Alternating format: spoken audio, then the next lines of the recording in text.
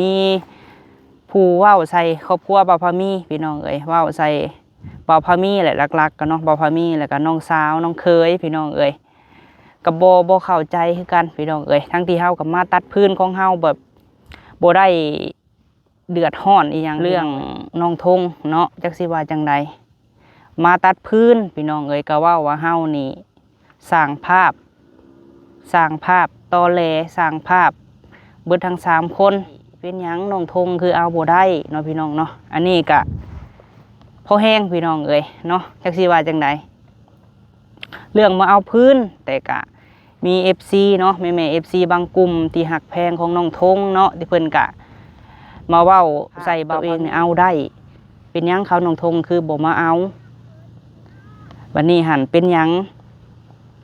เจ้าของเพิ่นเอาได้คนอื่นคือเอาบ่ได้นะห่วงไว้ผู้เดียวบ่นะเอาถือว่าจักคำสิว่าพี่น้องเอ้ยเพราะว่ามันก็บ่ได้แม่น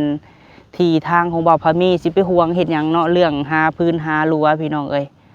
ไผก็ต่างทำมาหากินคือกันพื้นเบิดกระเวิงพี่น้องเอ้ยเท่าไรเฮกตาร์เท่าไรไร่พี่น้องเอ้ยไผสิเอาเบิดเนาะ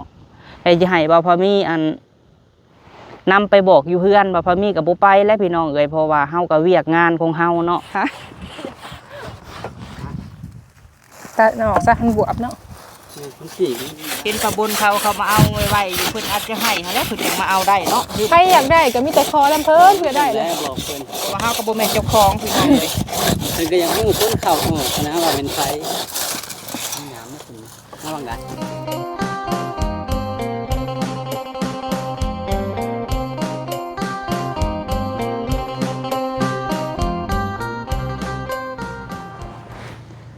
เอาพี่น้องเนาะกับทักทายสบายดีเด้อสบายดีเบิดสุคนเด้อปลาลุงเด้อเนาะพบพ่อกันมื้อนี้กะมาเก็บไม้เก็บฟืนคือเก่าพี่น้องเอ้ยพี่แหละเนาะดินจัดสรรตามใจบ้านธาตุอิงหั่งพี่แหละปลาลุงเอ้ยมากับน้องเคยกับน้องสาวคือเก่ามาแต่เช้าพุ่นแหละเมื่อคืนนี่ก็จน8-9 โมงจังได้พากันเมื่อน้องพี่น้องเนาะเอาวันนี้ก็มาเก็บได้ประมาณ3 รถเลยแหละพี่น้องเอ้ยรวมทั้งวันนี่ก็สิประมาณ5-6-7รวมเบิดก็สิประมาณ6-7 รถนี่แหละพี่น้องเนาะแต่ว่าเฮาบ่ทันแก่เพราะว่าเขาป้าบนเขาอันป้านางเขาเอ้ยสาเพิ่นก็แก่เนาะพี่น้องเนาะบัดนี้เขาเบาเจิดเบาหลอดแน่ทางคุมต่อทานบัดนี้รถไถเพิ่นคันเดียวป้าลุงเอ้ยวันบ่าวพามีผัดต้องได้จ้างเนาะให้ต้องถาเพิ่นว่างก่อนเพราะว่าเพิ่นต้องแก่ของเพิ่นก่อนเฮาก็เลยว่ามาเก็บไว้พี่น้องเอ้ยกับน้องสาวน้องเคยในใจก็อยากมาหอดกลางคืนพุ่นแหละพี่น้องเอ้ยเนาะมาเก็บกลางคืนเพราะว่าอากาศมันเย็นแต่ว่าเพิ่นก็บ่ให้เข้าพี่น้องเอ้ยเพราะว่าแบบเฉพาะแต่คนในที่ดินจัดสรรตามใจเฉพาะคนที่ซื้อเนาะพี่น้องเนาะเอามื้อนี้พี่น้องเอ้ยบ่าวพามีมามื้อนี้ก็มีประเด็นดราม่าเนาะพี่น้องเนาะหรือว่าประเด็นมีผู้ว่าวใส่ครอบครัวบ่าวพามีพี่น้องเอ้ยว่าวใส่บ่าวพามีแหละหลักๆกันเนาะบ่าวพามีแล้วก็น้องสาวน้องเคยพี่น้องเอ้ยกับบ่เข้าใจคือกันพี่น้องเอ้ยทั้งที่เฮากับมาตัดพื้นของเฮาแบบบ่ได้เดือดร้อนอีหยังพี่น้องเอ้ยบ่ได้ให้ไผเดือดร้อนอีหยังเฮากับมาตัดพื้นของเฮาถึงว่าจะมาค่ำมามืดเฮาก็เฮ็ดเวียกของเฮานะพี่น้องเนาะบ่าวพามีก็บ่ได้แทบจะบ่ได้ไปวุ่นวายกับไผหั่นนะกับมาของเฮาเมื่อวานนี่ก็ได้3 รถพี่น้องเอ้ยล่าสุดเนาะก็เฮ็ดเวียกเมื่อยมาเบิ่งผู้ที่บ่หวังดีพี่น้องเนาะก็คอมเมนต์ใส่พี่น้องเอ้ยเรื่องน้องทงเนาะจักสิว่าจังใดมาตัดพื้นพี่น้องเอ้ยก็ว่าเฮานี่สร้างภาพตอแหลสร้างภาพเบิดทั้ง3 คนตัวเองเอาได้เป็นหยังน้องทงคือเอาบ่ได้เนาะพี่น้องเนาะอันนี้ก็พอแห้งพี่น้องเอ้ยเนาะจักสิว่าจังใดเรื่องมาเอาพื้นแต่ก็มี FC เนาะแม่ FC บางกลุ่มที่หักแพงของน้องทงเนาะที่เพิ่นก็มาเว้าใส่บ่าวพามีกับน้องพี่น้องเอ้ยเมื่อวานนี้ก็เฮาก็มาตัดพื้นของเฮาปกติมาอ่านบางคอมเมนต์เนาะเพิ่นเห็นน้องทงเพิ่นลงคลิปพี่น้องเอ้ยน้องทงเพิ่นก็ว่าเจ้าของดินเพิ่นบ่ให้คนอื่นเนาะแบบไม่แบบยังให้เฉพาะแต่ ผู้ที่ซื้อดินจัดสรรตามใจพี่น้องเอ้ยก็แม่นอีหลีเนาะพี่น้องเนาะอันนี้ก็เพราะว่าบ่พอมีถามเจ้าของที่ดินเพิ่นแล้วพี่น้องเอ้ยก็จนได้ไปบอกเลยพี่น้องเอ้ยคุ้มเตาถ่านคุ้มหยังบ่พอมีก็บอกเบิดว่าเพิ่นน่ะเอาไม้ให้หรือว่าเอาฟืนให้เนาะถ้าใครอยากตัดเอาก็คือให้ไปเอาเด้อเนาะบ่พอมีก็จนบอกให้ลาตีกับคำเก่งไปบอกพี่น้องเอ้ยวันนี้หาคุ้มเตาถ่านเพิ่นก็มาเบิดทุกคนพี่น้องเอ้ยมาตัดไม้ตัดหยังหั่นแหละคือเจ้าของดินเพิ่นเนาะพี่น้องเนาะเพิ่นก็ว่าให้แต่กลุ่มบ่าวพามีกับมีตู้ค้ำเนาะพี่น้องเนาะให้กลุ่มที่ว่าซื้อดินพี่น้องเอ้ยมาเอาเพราะว่าบ่อยากให้คนอื่นหรือว่าคนนอกทั่วไปที่เฮาบ่ได้ซื้อดินบ่ได้อิหยังหั่นมาเอาแล้วบัดนี้หั่นย่านรักษาเครื่องคองอิหยังหาบ่กุ้มพี่น้องเอ้ยเนาะบัดนี้หั่นปพมีน่ะบ่ได้ห้ามบ่ได้ห่วงก็ขอแต่อันไผสิมาก็มาพี่น้องเอ้ยแต่เจ้าของที่เพิ่นนั่นบ่ให้คนทั่วไปบัดนี้ประบนเขาประบนปานางมาเนาะประบนปานางมาตัดและที่แรกเพิ่นก็บ่ให้และบัดนี้หั่นประบนปานางแล้วก็มาพี่น้องเอ้ยมื้อเช้านี้เนาะประบนปานางเพิ่นขี่รถไถมาเพิ่นก็บอกเอาได้แต่ว่าบ่ให้สะไม้พี่น้องเอ้ยผู้ที่เพิ่นดูแลขี้ดินแต่ว่าบ่แม่นเจ้าของเนาะพี่น้องเนาะผู้ที่เบิ่งเวียกเบิ่งงานให้นี่แหละผู้เป็นคนงานของเจ้าของดินเพิ่นก็ว่าเอาได้แต่ว่าบ่ให้สะพี่น้องเอ้ยบ่ให้สะและกลางค่ำกลางคืนก็บ่ให้มาเอาเนาะเพราะว่าให้เอาแต่กลางเว้นหั่นนะความหมายหั่นเพราะว่าคนนอกปกติหั่นเจ้าของเพิ่นลมกับบ่าวพามีน่ะบ่อยากให้คนอื่นน่ะมาเอาพี่น้องเอ้ยเนาะไปเลยพอดีมื้อวานนี้พี่น้องเอ้ยสาเพิ่นย่างไปเพิ่นว่าเฮาก็สิบ่ได้เอาแล้วเพิ่นว่าเพราะว่าเพิ่นให้แต่เจ้าของผู้ที่ซื้อดินนั่นนี้เอาเนาะบ่าวพามีก็เอาแบบสั้นบ่ซะเนาะบ่าวพามีก็บ่ฮู้ได้ก็ว่าสิแหละเพราะว่าคิดว่าเพิ่นสิให้คนอื่นทั่วไปน่ะเอาพี่น้องเอ้ยบัดนี้หัน FC หลายท่านก็บ่เข้าใจผู้ที่เพิ่นฮักแพงอันของน้องทงเนาะพี่น้องเนาะเพิ่นก็มาคอมเมนต์เว้าใส่บ่าวพามีว่าบ่าวพามีนี่สร้างภาพตัวเองนี่เอาได้เป็นหยังเขาน้องทงคือบ่มาเอาบัดนี้หันเป็นหยังเจ้าของเพิ่นเอาได้คนอื่นคือเอาบ่ได้นะห่วงไว้ผู้เดียวบ่นะเอาถือว่าจักคำสิว่าพี่น้องเอ้ยเพราะว่ามันก็บ่ได้แม่นที่ทางของบ่าวพามีสิไปห่วงเฮ็ดหยังเนาะเรื่องหาพื้นหารั้วพี่น้องเอ้ยไผก็ต่างทำมาหากินคือกันพื้นเบิดกระเวิงพี่น้องเอ้ยเท่าไรเฮกตาร์เท่าไรไร่พี่น้องเอ้ยไผสิเอาเบิดเนาะให้จะให้บ่าวพามีอันนำไปบอกอยู่เฮือนบ่าวพามีกับบ่ไปแล้วพี่น้องเอ้ยเพราะว่าเฮาก็เวียกงานของเฮาเนาะแต่ว่าน้องทงเพิ่นก็บ่ได้เว้าหยังดอกพี่น้องเอ้ยก็มี FC เพิ่นที่เพิ่นบ่มักแล้วก็ตำหนิติเตียนเนาะพี่น้องเนาะจักคำสิว่าพี่น้องเอ้ยเฮาตัดพื้นของเฮาก็มาเว้าใส่หั่นนะบ่พอมีก็บ่ฮู้ว่าสร้างภาพคือหยังเนาะพี่น้องเนาะก็เฮ็ดเวียกเฮ็ดงานของเฮาปกติแหละพี่น้องเอ้ยมาตัดไม้กับเมื่อค่ำเพราะว่ารถไถเพิ่นยืมรถไถเพิ่นกับเมื่อค่ำอันน้องทงเพิ่นเบิ่งคลิปก็สิมาก็มาเด้อเนาะหมู่ก็มาแซวๆเบิดในคุ้มเตาถ่านถ้าว่าเพิ่นบ่ให้ก็จนเพิ่นมาบอกในกองพี่จังบ่มาเนาะก็ลองถามเบิ่งหั่นน่ะลองมาถามเบิ่ง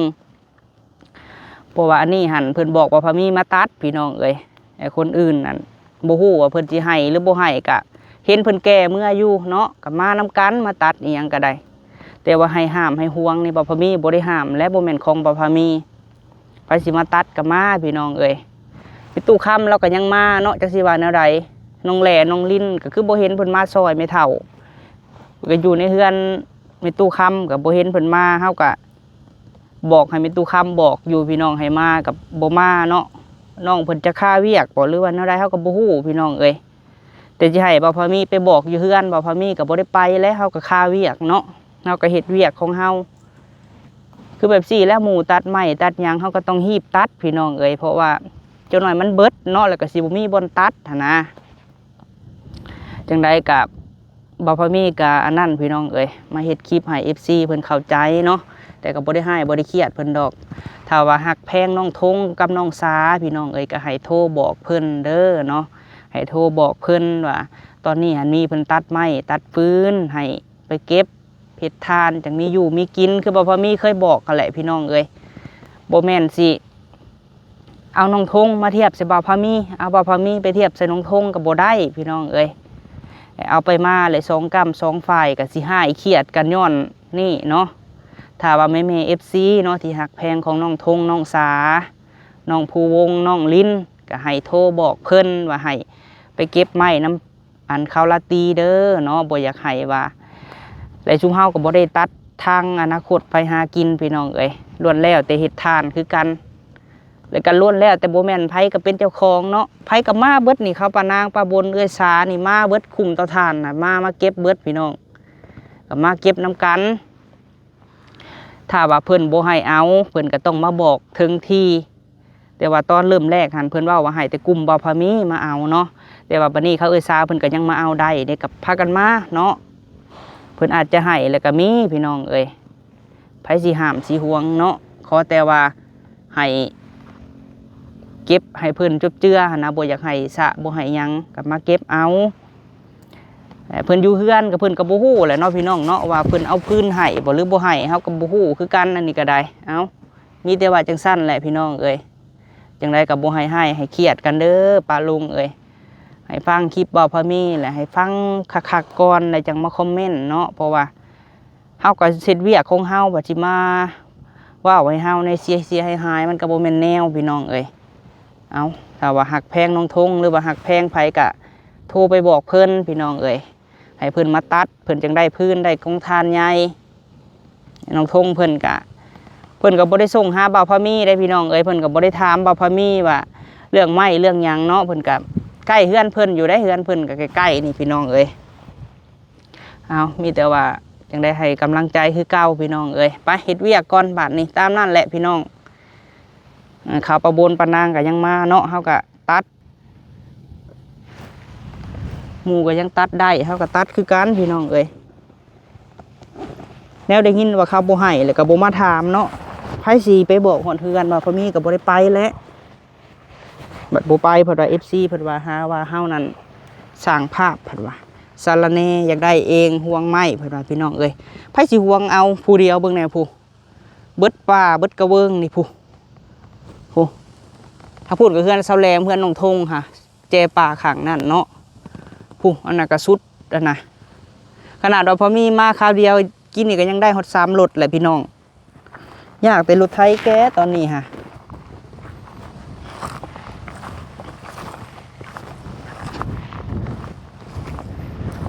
มีเฟซเพิ่นก็โทรหาเพิ่นเนาะให้เพิ่นมาคือน้องแหล่กับเพิ่นอยู่เฮือนไปตู้คำนี่ก็กองพื้นซุ่มเฮาแหละพี่น้องไอ้ผู้แม่นบ่ได้พูดเลยพากันเลาะเก็บกันน้องสาวน้องเคยยามพื้นลายก็แห้งมาเลยแห้งบ่อยากให้พิษกันเพิ่นก็จะเห็นน้องทงเพิ่นออกคลิปว่านนี่แหละพี่น้องเอ้ยคลิปที่ว่าเพิ่นไปหาเขียดเนาะก็ว่าเพิ่นบ่ให้หั่นน่ะที่แรกเพิ่นก็มาให้แต่กลุ่มที่ว่าซื้อที่ได้นี่แหละแต่ว่าเพิ่นเห็นเขามาเอาแซวๆเพิ่นก็เลยว่าเอาให้แต่ว่ามีข้อแม่ให้อันเอาทานให้เพิ่นดังพี่น้องเอ้ยนำสอบ2 สอบเพิ่นก็บ่ได้ว่าดอกก็แต่เอาให้เพิ่น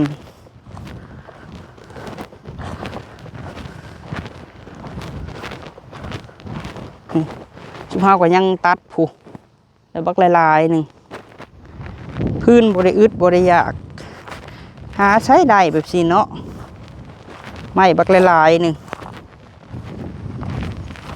พี่คือลูกคาโลอยู่บ่ได้อึดพื้นนะผู้ข้างหน้ากะเขาแต่มีแห้งหั่นกว่าย่านที่บ่มีแห้งดึงบ่ผู้อึดพี่สังเนาะลาตีก็ยังตัดผู้กับปัวเบิ่งในไม้นะต่อแต่นี่บ่ได้อึดพี่น้องเอ้ยตัดก็ได้อยากถ่ายคลิปก็เพราะว่าส่วนบุคคลอันนี้ฮะสบายดีเด้อทั้งพี่เด้อสบายดีเด้อนี่ปลาตีไม่มันนี่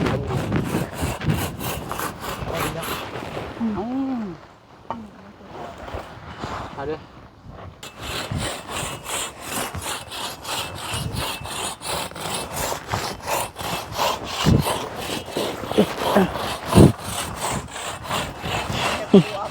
ฮะป้าแก้วสุเจ้าเอ้ยลายเทเด่นเฮีย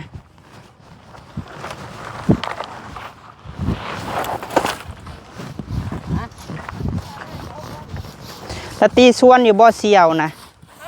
FC แห่งว่าบ่ได้ส่วนเสียว คนบ่ได้มาคนเผาเครื่องให้ผัวเพิ่น พวกมันไปให้สัก ไปเวียก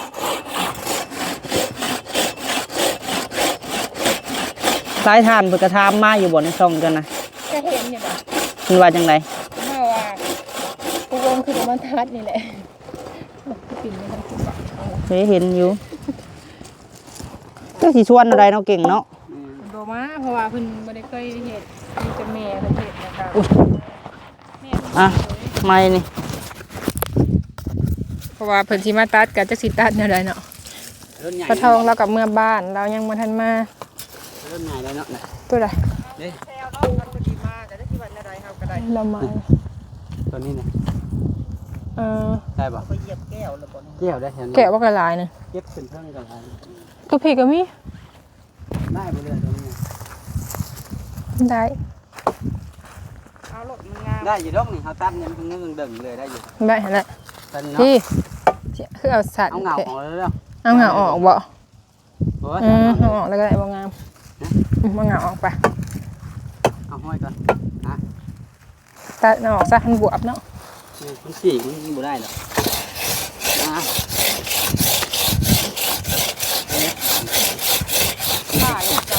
เล่ทางหลังมัน ไม่ครับบ่ได้อิดพี่น้องเดี๋ยวเขาสิห้ามเนาะไม่ละลาย มันอยากจะหลดคล้ายแก่บ่มีหลดแก่ แล้ว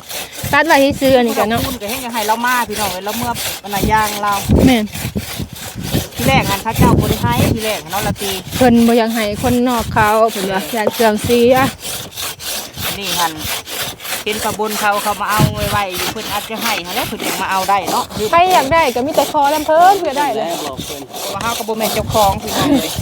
เพิ่นก็ยังรู้คนเข้าออกนะว่าเป็นไผเวลาเครื่องเสียงยังห้ามจะรู้ เอาโลๆเลยก็บ่ได้เนาะ ไม่ได้มีแห้งนี่ตัดเอาเต้าใหญ่มันได้เพิ่นก็เอาให้ผ่าน2 2เพิ่นก็เอาเพิ่นก็บ่ได้เว้าว่าจะเอาหลาย เอาบนเอากระบะก่อน ใช่ไหม มา จีบบ่ สิตัดตัวนี้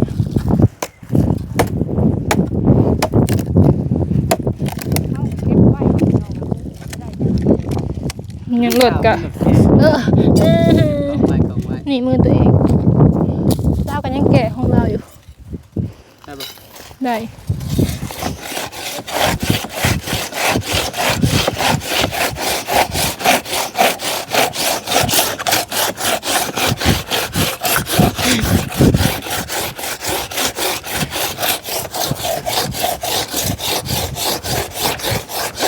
อยากสานเนาะดาบมันเนาะ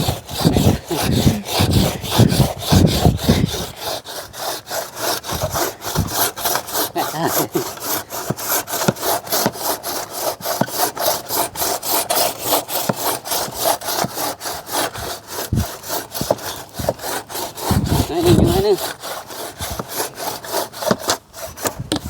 ตามบ่เน้นสองข้างเลยมั้ย ได้จริงๆบ่งามก็เลยตัดออกก่อน นี่ยังขึ้นเนาะได้บ่ได้บ่ลองมาเสิร์ฟนี่ เอาเบิดแล้วนี่นะจบ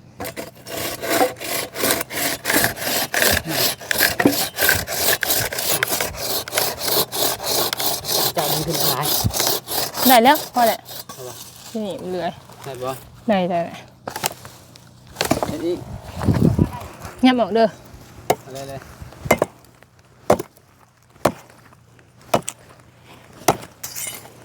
กินไล่ตัดเอาเลย บ่ได้ซ้ำมันสิหัก เฮ้ยจริงป่ะ มันออกได้แต่ครึ่งหนึง ขาดคนเลยอันนี้นั่นแหละทางได้บ่ได้เฉลี่ย ลองเหนื่อยดู เรียบร้อย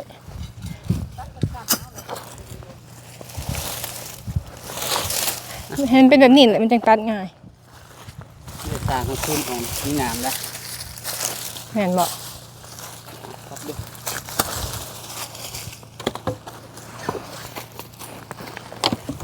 น้อยพี่แห้งสบายเนาะละตีเนาะ แม่น เต็งน้ำนี่ ไปก่อน นี่นะ ปกหลังเอาน้ำน้อยเนี่ย เอาวางได้ อยู่วังนี่ได้อยู่ วางนี่บ่ เอาซ้ำนี่แหละมันจังบ่ยาวปานใด นี่ยาวก็เลยหลุด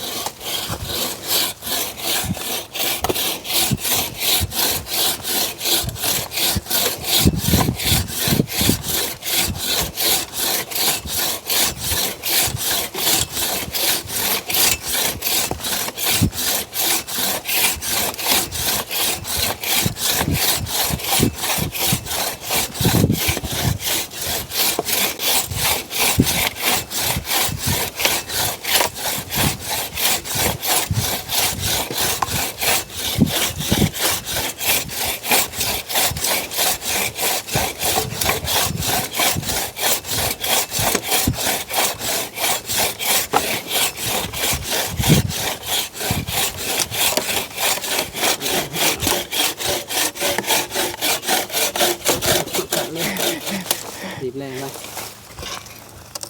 เอาเลย ได้อยู่บ่ ขาเอาขาเอา ขึ้นตาจะถึงก็ได้ตัวนี้ ได้บ่ ได้เป็นหนึ่งเลย ฮะ แก้วมันเอา ยอบ่ แม่ เอาก้อนน้ำยอกันนั้นหนึ่งน้ำ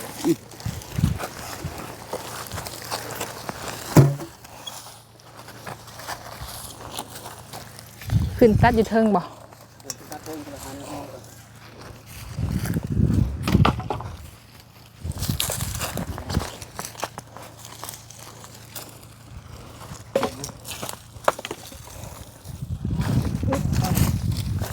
ถ้าแก้วลายนี่ น้ำไม่ถึงเอาวางได้ อยู่เทิงพี่แหละจังตัดง่าย ไปถึงที่ แม่น จะยิงนาเนาะมันออกก่อน